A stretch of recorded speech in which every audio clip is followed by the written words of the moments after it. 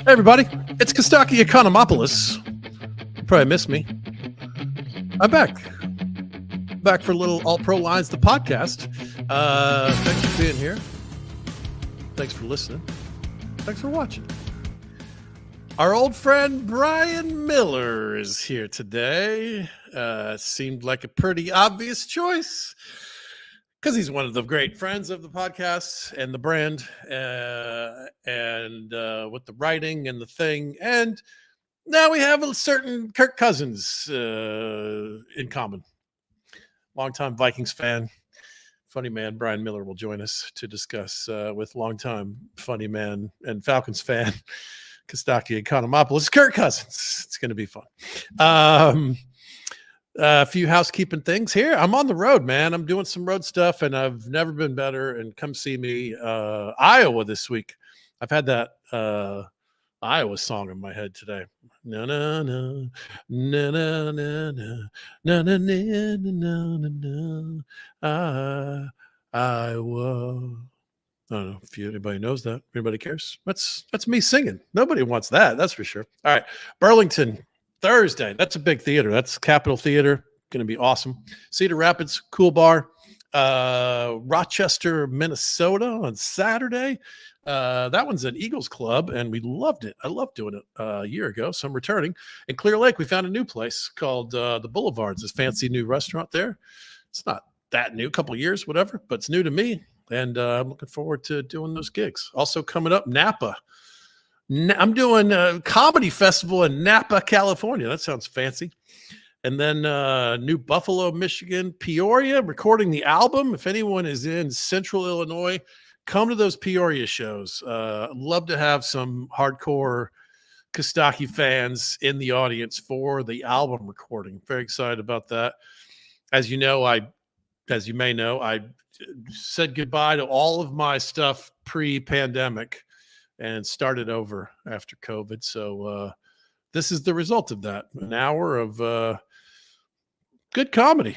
That's nothing repeating from the prior days. So it'd be nice to get that down. About 25 minutes of it is divorce and single and that chunk of stuff, and some stories about what happened during COVID. And it's fun. It's good. It's going to be a good album. I'm excited about it. My boy Aaron Hodges from You Lucky Dog Productions, formerly co-creator and host of this podcast. Aaron's going to come out and record it for me. He's the best. Underdog Fantasy is the home of best ball. If you've never done best ball, it's fantasy football without the you just draft, and then the computer figures out the best players at the positions for that week. So you don't do anything after that. And it's kind of fun to play in the off season, do a little draft. I've actually done 2 already. I'm in the middle of one. I'm in a slow draft, which is really fun because you pick every like 6 or 8 hours, is kind of the max you're allowed. And then they freeze it overnight. So every morning I wake up and see what's going on. Like, oh, I'm 12 picks away. And then maybe a quarterback will fall to me still. And I just love it. I'm a nerd. Underdog Fantasy is the home for that. And of course, BetMGM is our other friend of the podcast. And those guys do more than just football. You can bet on lots of things, lots of other sports. Both of those links are in the social media platform sort of bio links. There's like a little clickable thing at the top of the Facebook page and the Instagram page and the Twitter page. Click on that and go to those links, and they'll hook you up with some really good deals to kind of get started if you use our link. So if you're interested in the gaming on the side, it's a little nod to help your favorite podcast or this podcast. All right. Let's do some jokes. Let's do some jokes. 2-minute drill.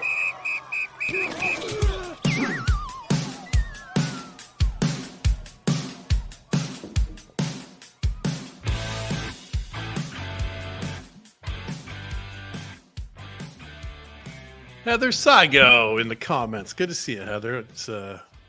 This was sort of unannounced, and we haven't done one in a while, so we appreciate you following along closely enough to know to be here. Thank you very much. Most of you guys are listening in your ear holes later whenever you want, but we have a handful of Very supportive Facebook folks as well. And if you didn't know that, we do Facebook Live when we do the podcast. It's a nice way to kind of get the word out. And it's another platform if you want to engage live. You can ask questions and have comments and whatever you like. All right, let's do some jokes. The big story, at least for me as a Falcons fan, Kirk Cousins signed with Atlanta. Falcons fans are happy. In the South, we love Cousins. Kirk Cousins said the owner, the head coach, the GM, and the quarterback are all on the same page. That's fitting because Kirk has always looked good on paper. Well, it's the same page. It's what page is it? For the past 3 seasons, the Falcons have been stuck on the table of contents. So we are happy. Here's one of the questions I have for Bryan Miller when he joins us. What is happening with the quarterback situation in Minnesota? That Haiti has a better succession plan. Sam Darnold, Nick Mullins, and Jaron Hall. Those are the current quarterbacks on the roster.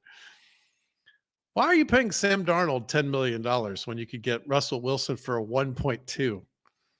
I mean, these are questions we're going to discuss with Bryan.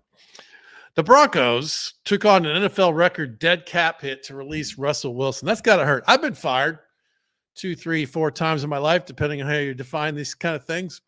But no one ever threw $85 million in the trash just to get me to leave. That's crazy. The Steelers are paying Russell Wilson $1.2 million this year, and the Broncos are paying the rest of $39 million. I don't think we've ever seen anything like this. It's so weird. He's a bargain, $1.2 million. You know, who should have signed him for that? The Broncos. Bargain quarterback's pretty good at what he does. I think the Broncos would have snapped him up. The Vikings, Patriots. There's a lot of teams that could use a bargain, pretty good quarterback. Same thing with Justin Fields. It was a steal, man. He's on his rookie contract, and he was a 6th-round pick. Not even this season.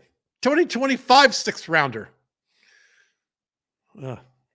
Conditional. I believe it's conditional. It could become a 4th-rounder if he plays 51% of the snaps this year, which won't happen unless Russell Wilson snaps his Achilles. A lot of players moving teams, man. A lot of players changing teams. That's a phrase. Can make people uncomfortable. The Alabama Supreme Court issued a statement. We don't like it. We don't like that one bit. What are the Cowboys doing in free agency? Nothing. It's like the Charlie Brown trick-or-treating. Like, I got Derrick Henry. I got Josh Jacobs. I got Saquon Barkley. I got a rock. Cowboys, you need a running back. There was like 10 good ones available, and you got exactly none of them. In fact, one of the ones that was good and went somewhere was your guy who went somewhere else. Sign a running back, you knuckleheads. I guess they're going to draft one. I don't know. The Chargers GM just flunked the keep trade cut exercise with Quentin Johnston, Keenan Allen, and Mike Williams. What the hell are they doing? They cut Mike Williams and traded Keenan Allen. I saw a pic with Jim Harbaugh and his Mr. Magoo glasses, and I thought, oh, that's what happened. He was watching Quentin Johnston's tape without his glasses on. It's the only explanation. Aaron Rodgers is on Robert F. Kennedy Jr.'s short list to be vice presidential candidate. Finally, an answer to the question, what's shorter than Aaron's 2023 football season? His political career. This is proof that nobody thinks they can win. He already has a job that starts in August.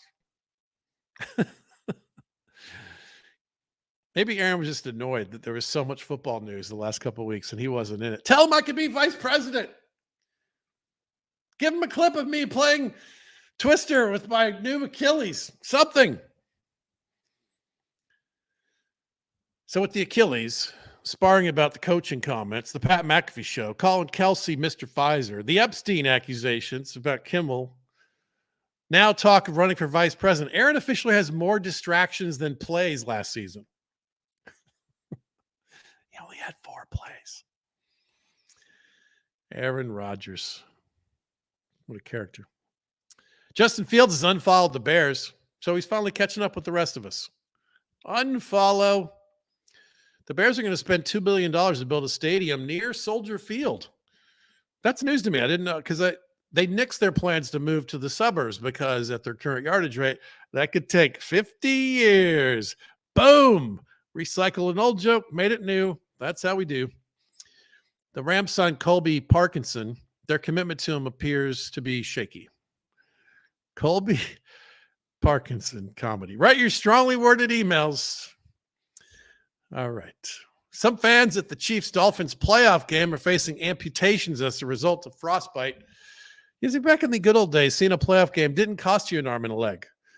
But now, it's mostly toes from what I've read. Anyway, be careful out there, please. Going to see cold football. Apparently, it's dangerous. Jackson Mahomes got 6 months for probation for simple battery. Which is a funny phrase, you have to admit. As opposed to complicated battery, if you build a Rube Goldberg device with a marble that rolls down and tips a bucket of water, which trips a wire and launches a boxing glove into your girlfriend's head, that's complicated battery. That's a much more serious offense. All right, I'm going to read a quote, Johnny Manziel quote for you. After careful thought and consideration, I will be humbly removing myself from the Heisman Trophy ceremony until Reggie Bush gets his trophy back. Doesn't sit right with my morals and values. And that's when I choked on my sandwich. Doesn't sit right with my morals and values. What?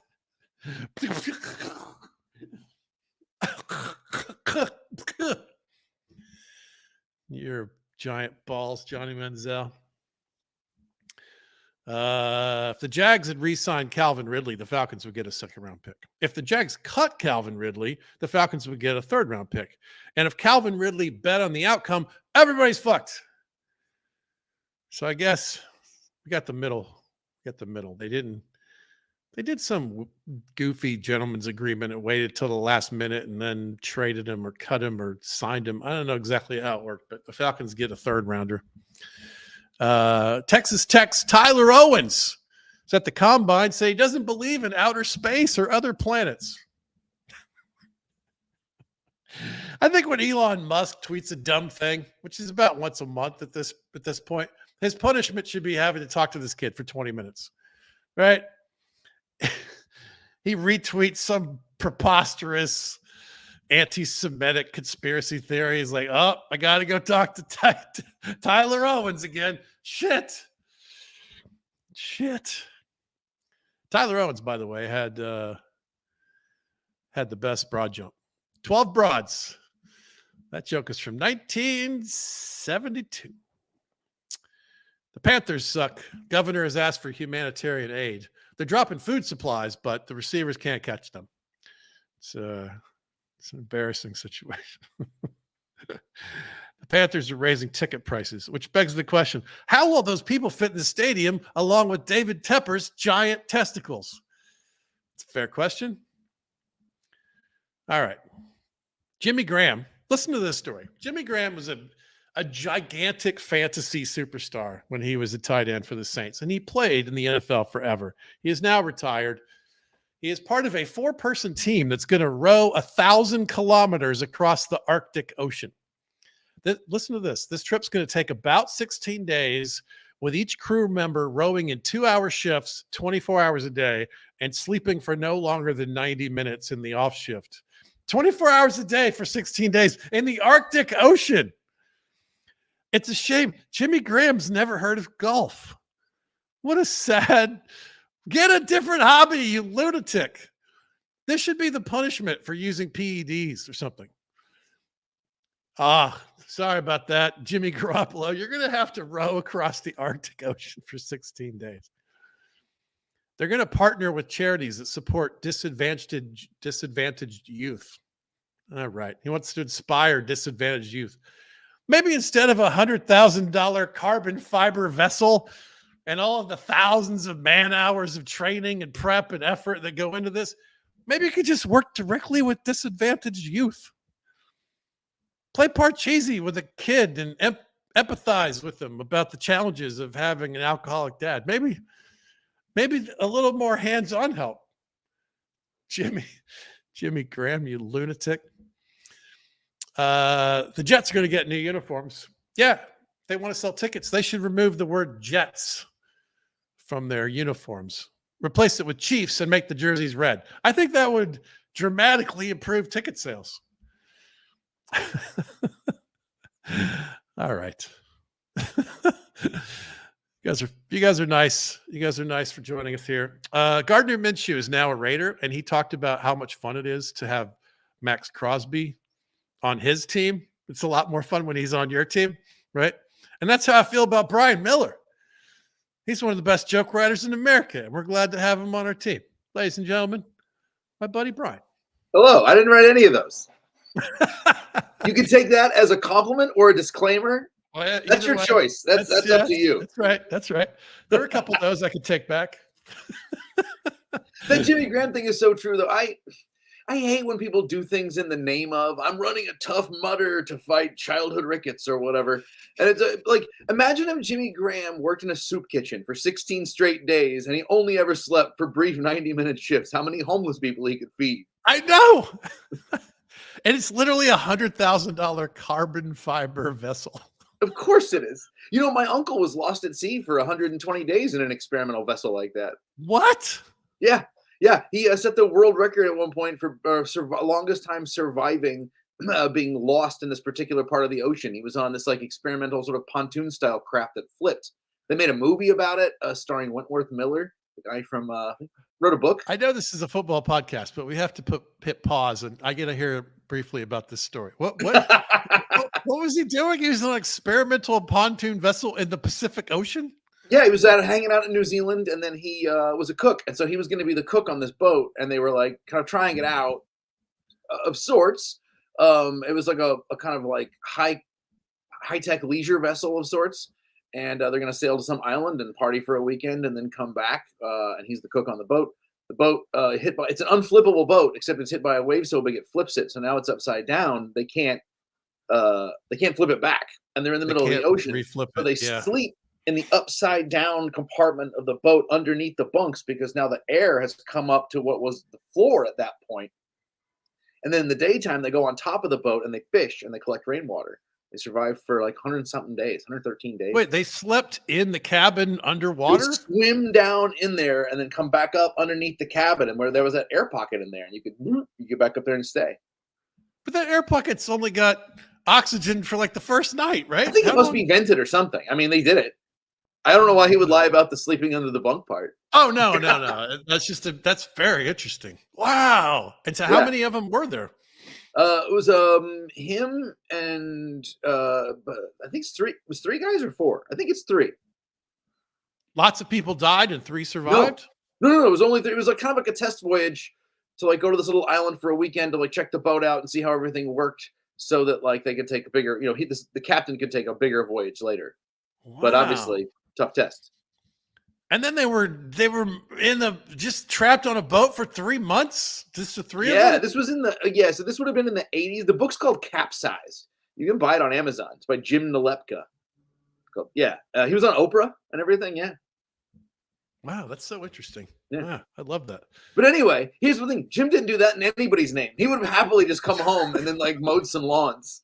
You know what I mean? Like, once you've eaten seaweed for 60 straight days, I don't think you start seeing the metaphorical value in supporting muscular dystrophy by building a rocket ship or something. Yes, right. I know that's I mean, and I'm sure some good will come of it, and it is an amazing adventure and all that. But just when I read it, I was like, "Are you out of your fucking mind?" First of all, it is, and here's the thing: what I respect is what this is Jimmy Graham, an incredible football player and an incredible athlete, wants to find some new limit to push himself to because he's got that mindset that's what gets you to the NFL. He's a type A competitor character, right? There's kind of an Alexander, no worlds left to conquer. Like the dude already like played in the biggest stage in the biggest sport of the game. So now he essentially has to invent stupid challenges to keep his brain calm.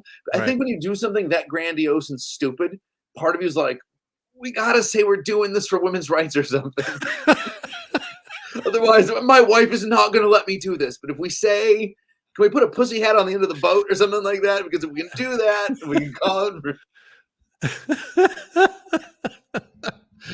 Curiously, that's who it's for. It's a 4-person team, but it's not a 4-man team. It's a Oh, couple. It's 2 dudes and a couple. So there's 1 woman involved. Oh, dude, here's the thing. I once went on a canoe trip with me and my best buddy Dave and our best buddy John and his girlfriend at the time. One of the worst decisions ever made in the history of decisions. You don't introduce couple energy into, and my buddy Wes was there too. Yeah, but you don't introduce couples energy into a project.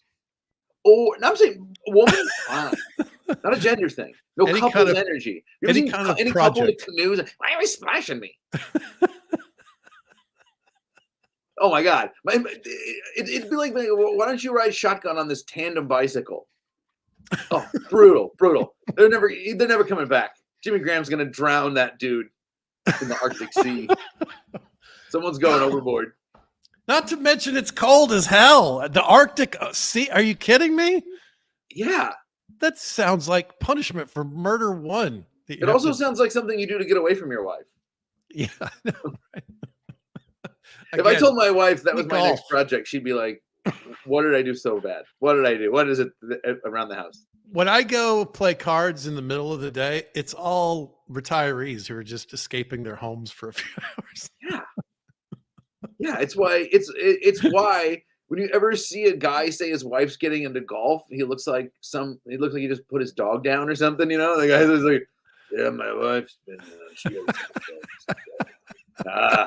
you have to learn to play darts now. We have some other characters joining us online here. Jeff Manier and Ron Milford, John Riggs, Jerry Oliver. That's cool. Cool to see you guys. You and Mead, Bob Gerster. Thanks, guys. Thanks for joining us. Matthew Bruss. Matthew Bruss says, love you, Kostaki. I would always read a comment that begins with that. Been a huge fan for years. I'm a Hoosier who has listened to Bob and Tom since 1983.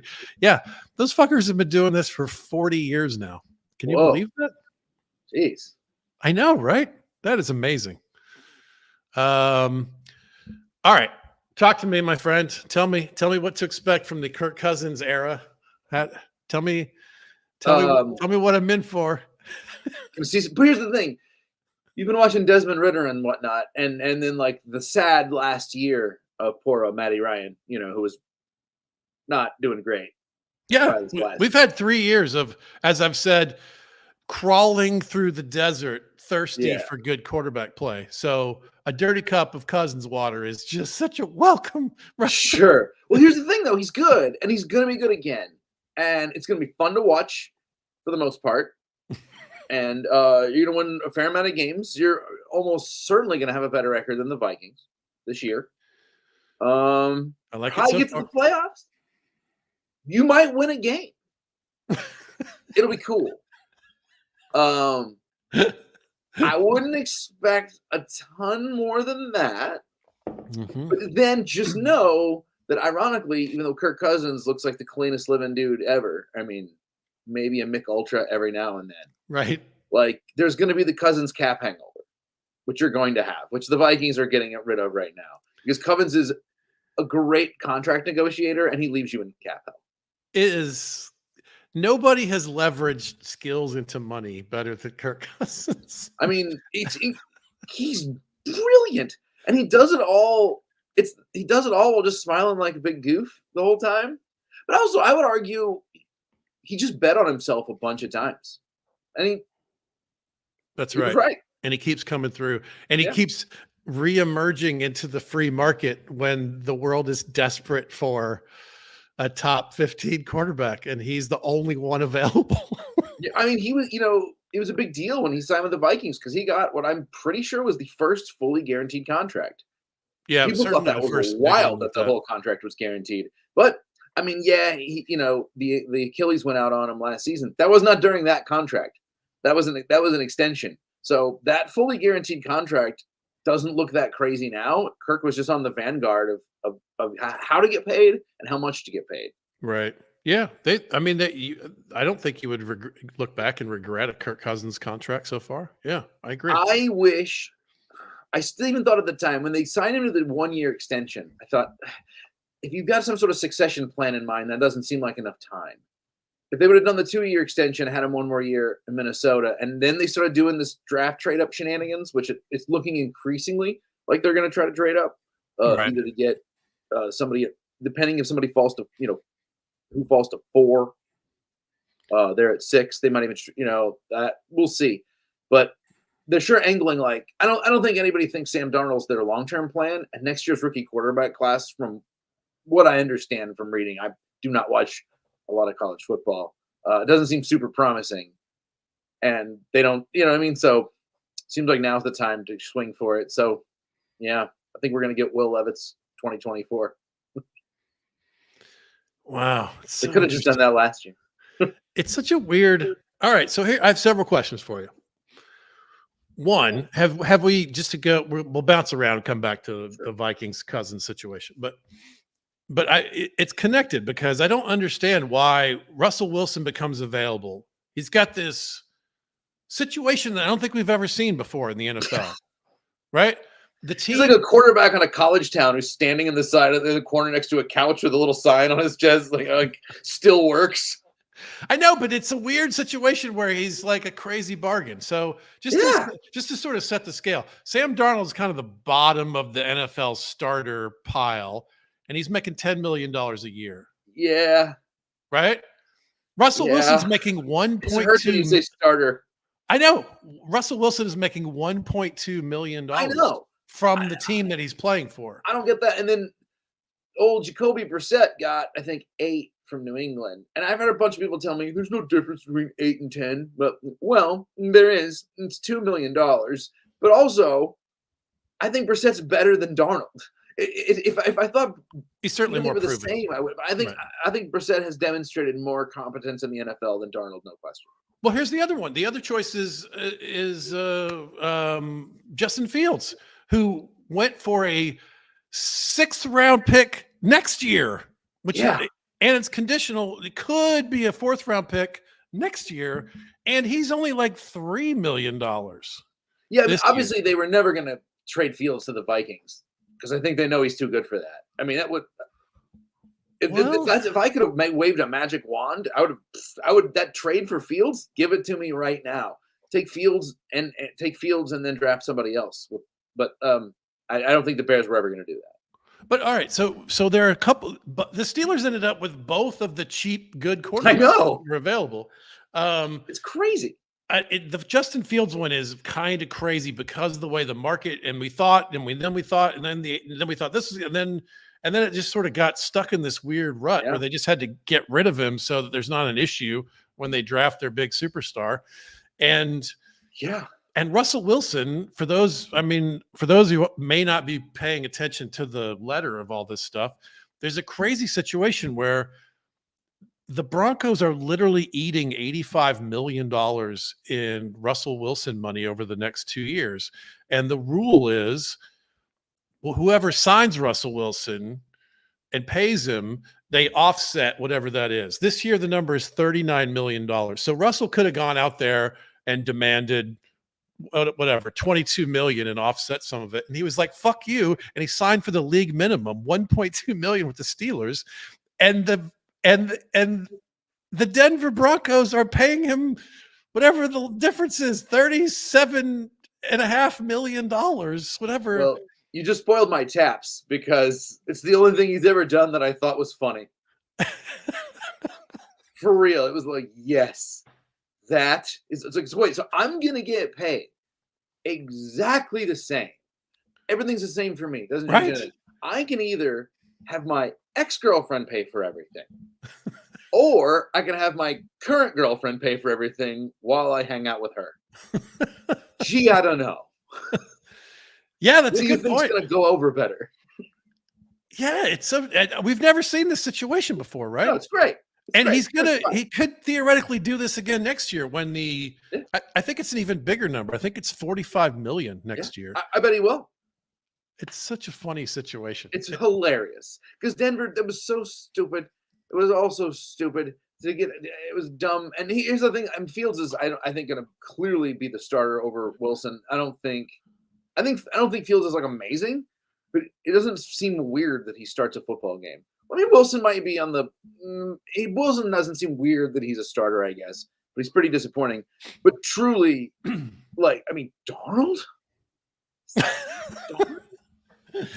People was like, oh, but he's always on bad teams. Yeah, he's always on bad teams. You know, your buddy is always like, I dated 7 women. I've been engaged to 6 of them. Every one of them was crazy witch. And you're like, okay. So even in 7 relationships, 7 of them were dysfunctional. I'm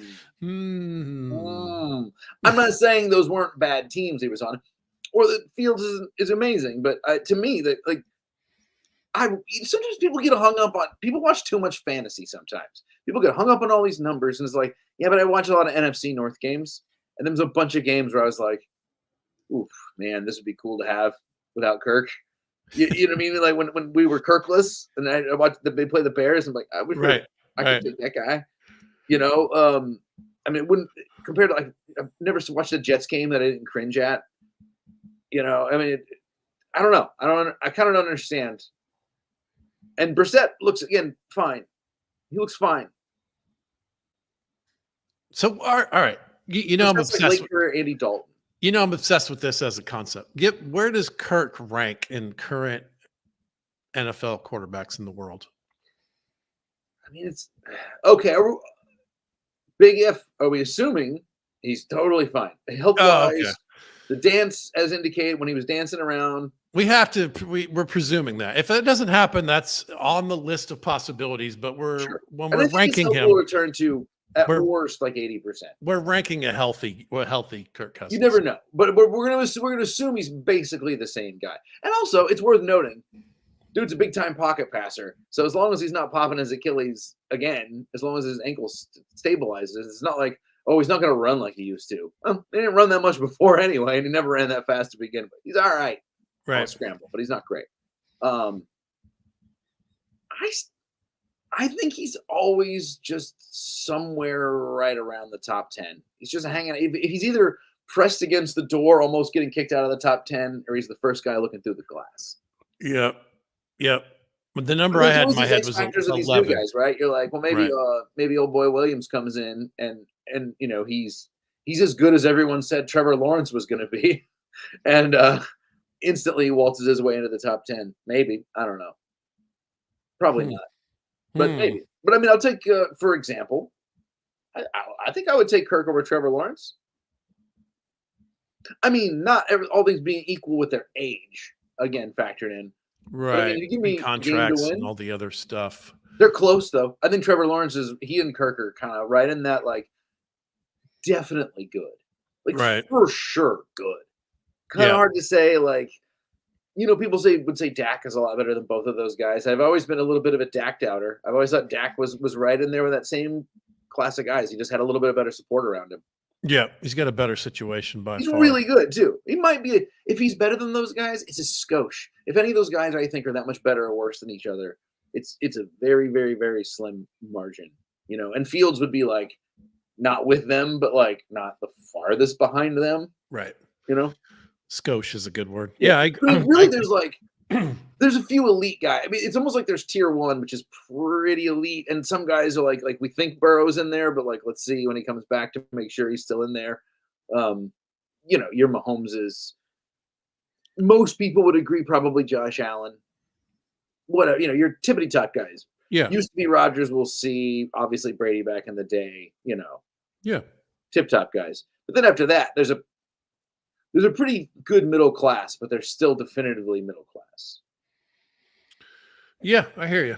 There's probably another 6 or so that you could easily put ahead of Cousins. If you really look. Yeah, I mean, I don't have everybody's names in front of me, but I mean, you got Jalen Hurts and Lamar Jackson and Lamar, obvious for sure. The quarterback in the Chargers quarterback. I mean, it's looking like C.J. Stroud. Give him another year. Let's see. I don't know. They're looking pretty good. He's pretty young.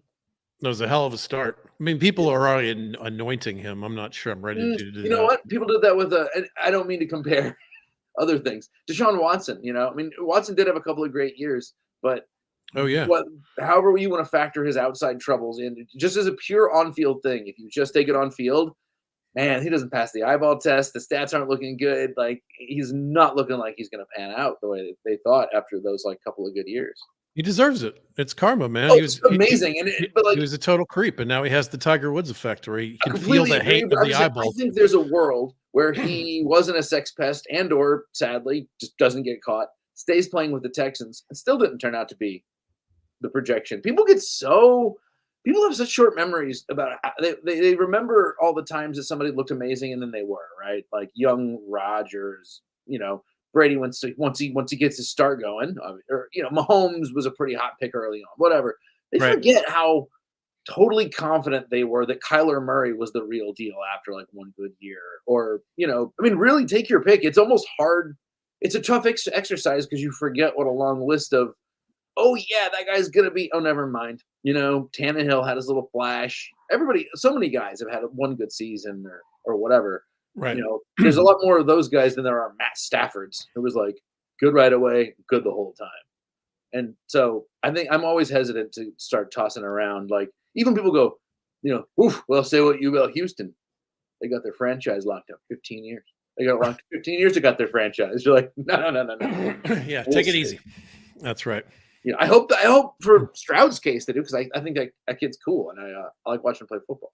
Yeah, I agree with you. All right, so what do you, if you were running the ship, the Vikings ship at this point, what would you do? I would sell them to Wisconsin. No, that's not true. I would sell them to a state I like better. Yeah, they're gonna lowball the fuck out of you in Wisconsin. I do think it would be funny just to move them right over the border. Actually, more of as like a territorial pissing thing. Just like, like all of a sudden we're like the Hudson Vikings. We're just right over the border. It's like still all the Minnesota fan base. It's essentially would be a Putin-esque maneuver to kind of like take small amounts of territory. Pretty soon we're next door to Titletown and you're a fucking island, Green Bay. That's my plan. Skull. All right. You can see I'm wearing the shirt too. I've got the colors. Oh, nice.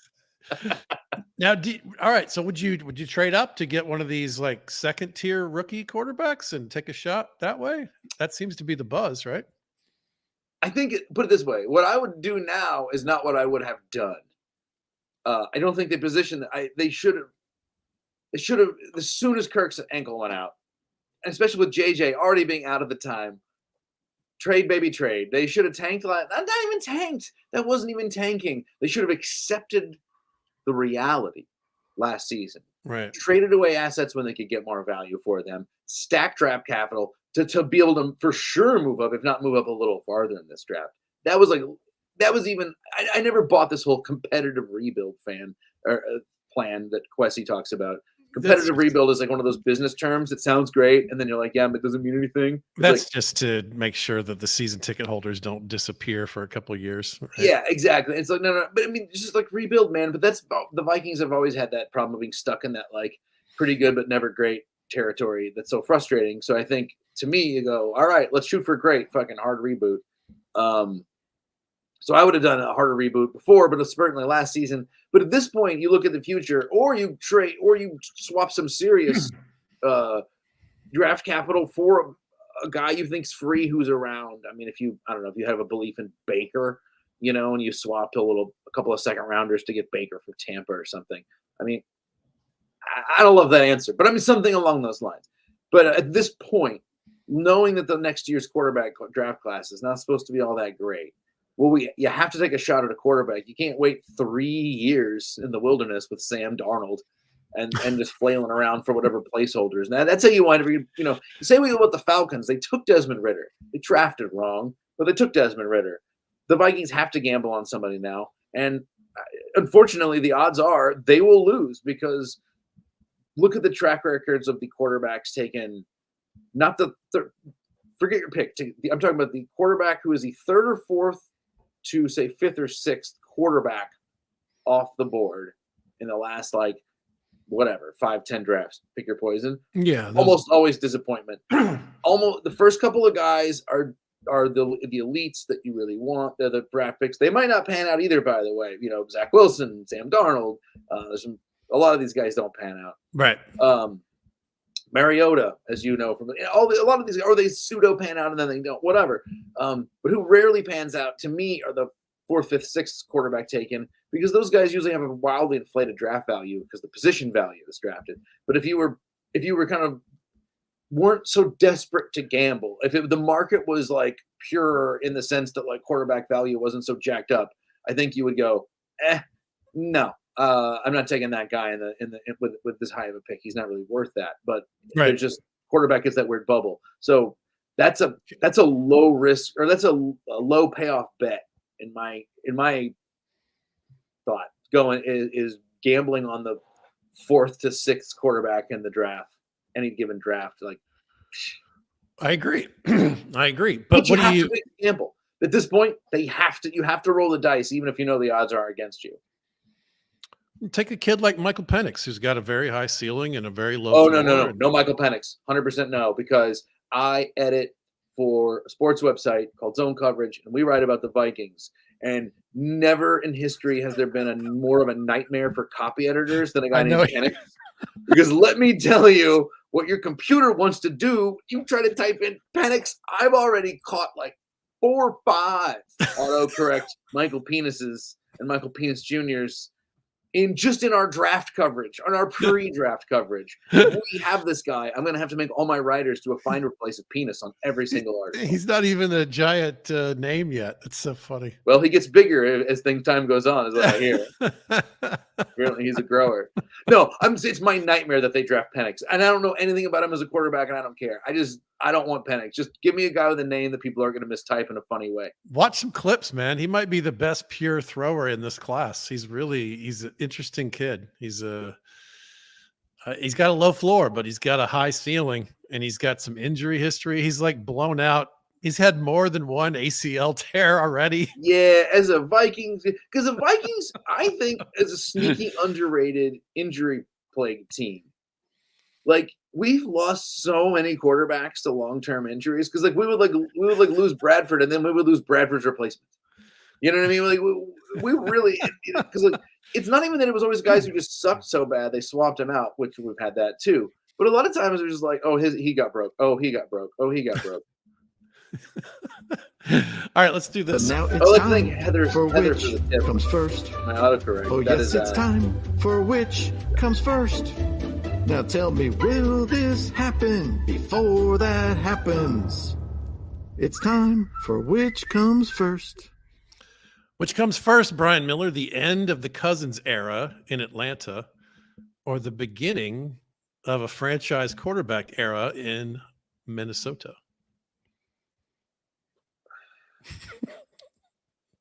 I think Cousins will play for at least 3 years in Atlanta. At least.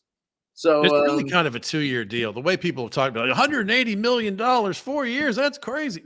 It's $100 million guaranteed, and it's very front loaded. So you could have him for 2 years and cut him for But here's the thing.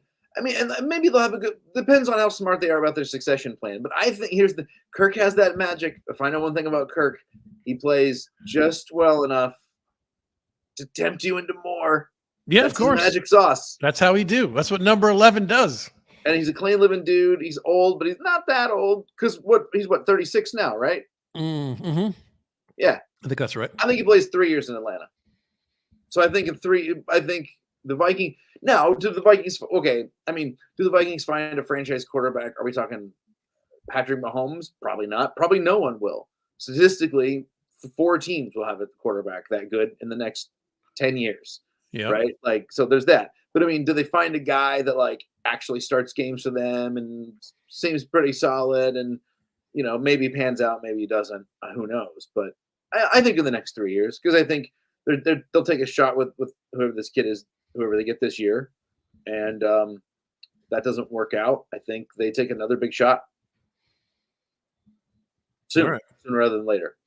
All right. But that's me being kind of hopeful, because if the answer, even if Cousins plays only 2 years, means the Vikings aren't going to even be maybe interesting for 2 full years going into, they'll be worth watching again in 27. Right. That sucks. Yeah, I know, right? That's the thing. I mean, And they've also created all these other problems for themselves with the talk of disgruntled wide receivers and all these. I mean, I would have just paid the Cousins ransom and kept him for now and figured it out, but I understand he's a that risk cap hill and the injury and the money and Yeah. and you kind of after he's your guy, you feel like you can't get past a certain ceiling that's not as high as you want it to. I mean, I understand all the other side of it, but I think the worst thing they would have done was sign him for one more year. Now at this point, I think if they would have had that on lockdown, because then they could have got JJ back on board. The worst thing they could have done was one more year, because you're just further kicking the pain down the road, which they've been doing for too long.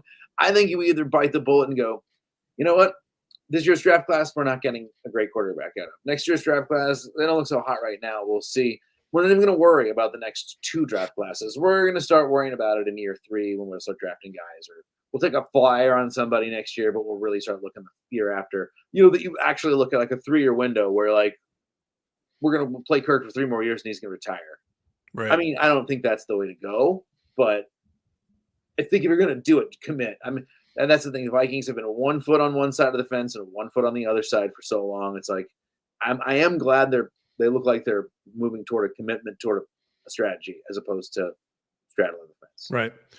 Now, we do quizzes here sometimes. We don't expect you to know the answer to this. You might have actually stumbled onto some of this in your recent work. I do stumble sometimes. Writing for the Vikings.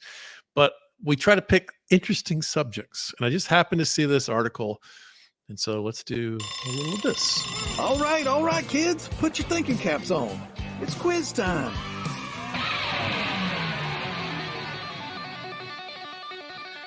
It has come as no surprise. The Cousins is among the highest earning players in NFL history.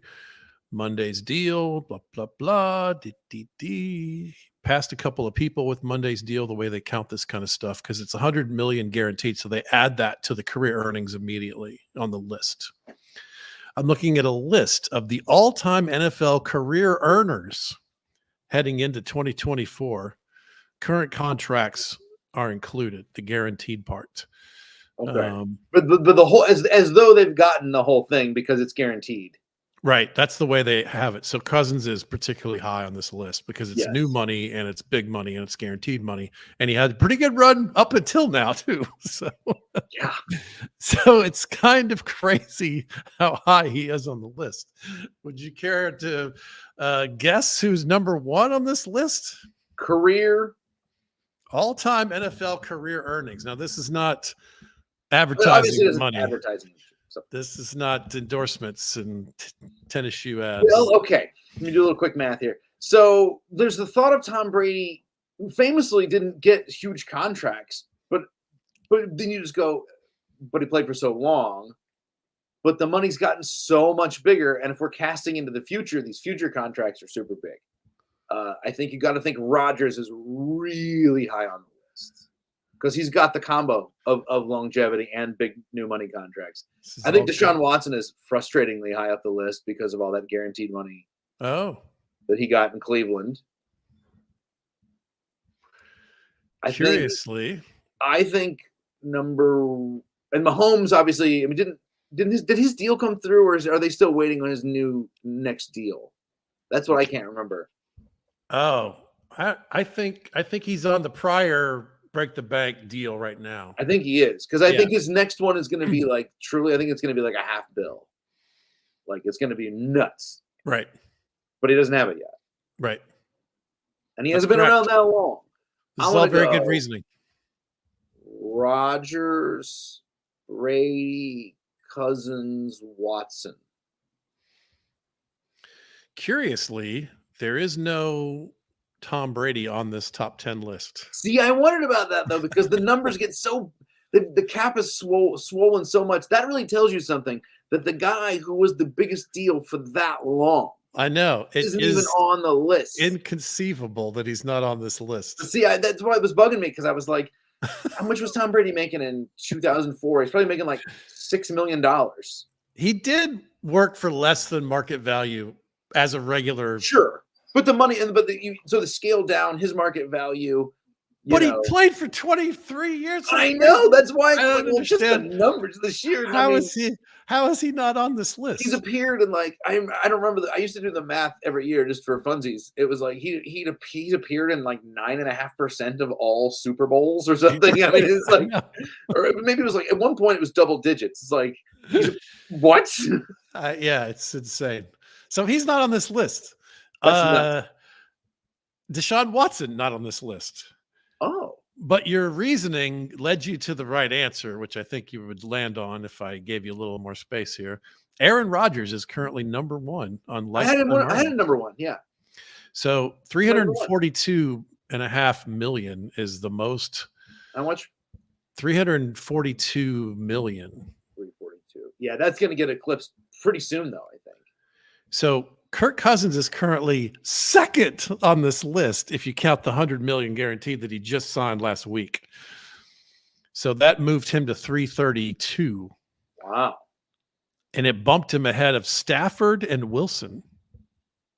I would not have. Well, Stafford's a good example of, I should have thought of Stafford because, again, he has gotten some pretty good sized contracts, but he's sneaky around for a while. Combination. The one thing we forget about Stafford, I think he was the last number one overall pick before the rookie wage scale.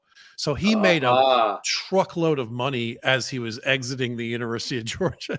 So he kind of got the best of both worlds because he got the last big rookie thing and he's getting the modern bonkers. And then he got the big piles of cash later, right? Well, because put it this way, Darnold's playing for $10 million for the Vikings.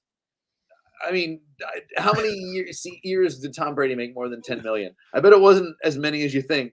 Oh, that's a good question, right? Because in the early days, it wasn't the numbers. They just didn't pay anybody that much, and he wasn't quite yet. It was funny. He became Tom Brady, and then he became capital letters Tom Brady. And the rest of this list, there's a big drop off to fifth place, but the rest of this list is insanely no one you would ever guess in a million years. You want to take a few swings? No, I'm curious. No idea. Ryan Tannehill, number 5. What?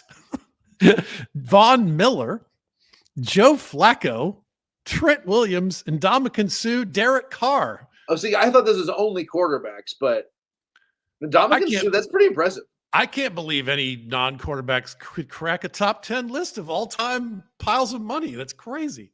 Yeah. I mean, there's 2 of them on here. Offensive lineman and crazy edge rusher. Is the second most. He's earned the second most money just from the NFL of anybody in the NFL. That's absurd. That's wild. I know, right? It's crazy. Good for him. Mahomes, seriously though, that new Mahomes contract. Ooh, boy. I mean, there's literally not a world where they don't re-sign Mahomes. But there's also not a world where if he were to get any remotely close to being a potential free agent, I mean, somebody would offer him, it'd be like, we're going to write your name on the moon. Yeah. That's right. I mean, so he is the face of the modern NFL. It's crazy. I mean, it's not even close. I realize that he has hit a really important, he's hit a really important stage in his career, which is backlash.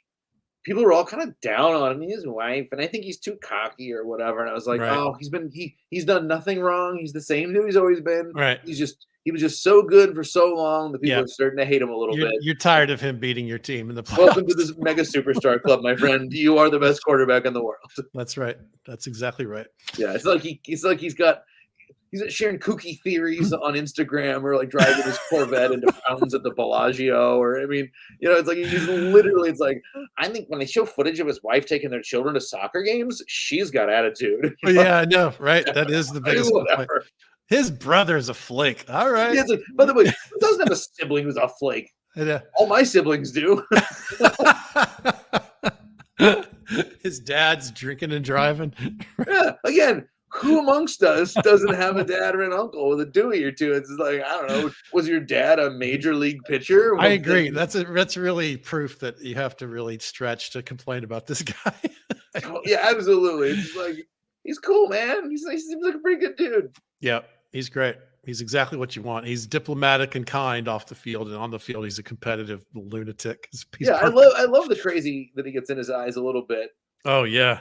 in the game. That's what you want, you know. I mean, You woke up the wrong motherfucker. Oh, that clip on quarterbacks when Max Crosby like fucks with him the whole game and he finally that's like the coolest. Yeah.